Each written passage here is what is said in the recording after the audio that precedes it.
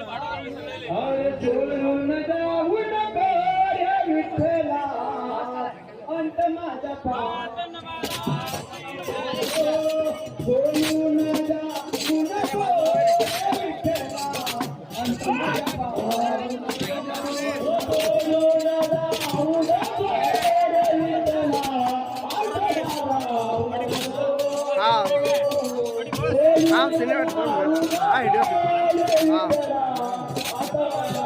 दोन मिनिट